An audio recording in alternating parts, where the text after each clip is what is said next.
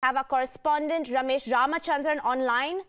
Ramesh, can you iterate what is the exact situation at the moment?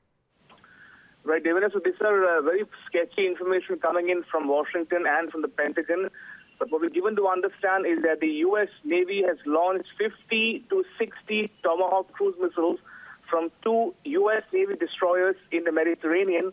And these were primarily targeted at the Shayrat airfield, not very far from Damascus, the capital of Syria. Now, this is the airfield, according to the Americans and the U.S. and its allies, from where the Russian aircraft had taken off and allegedly dropped bombs in Idlib province on Tuesday, which claimed more than 78 lives, including about 20-odd children.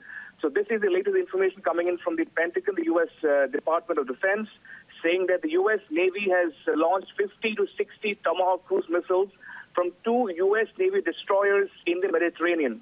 Devina? All right, and Ramesh, can you tell us how is the situation likely to unfold over the next few hours, perhaps the next few days? Well, Devina, drums of war clearly can be heard emanating from the U.S. and its allies, because especially in the aftermath of the Tuesday's chemical attack at the Khan Sheikhoun town in Idlib province of Syria, which claimed, as I said, 70-odd lives. Since then, the U.S. and its allies have heightened, stepped up the rhetoric against Syria and against Bashar al-Assad. So it remains to be seen where the U.S. and its allies go from here. We are awaiting a press briefing from the U.S. State Department and the Pentagon. So more information will come out in dribbles until then. But the fact remains that the U.S. has changed its position on Syria, on Assad in the last few days alone. Remember, Trump spoke about how the priority of the U.S. government does not anymore focus on the removal of Assad from presidency. Also, we heard the U.S. say that the future of Assad will be determined by the Syrian people themselves.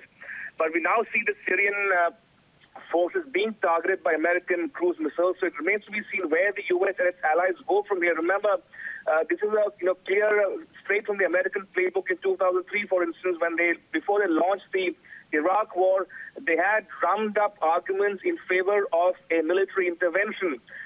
So it remains to be seen where or what the U.S. does from here onwards. Devina?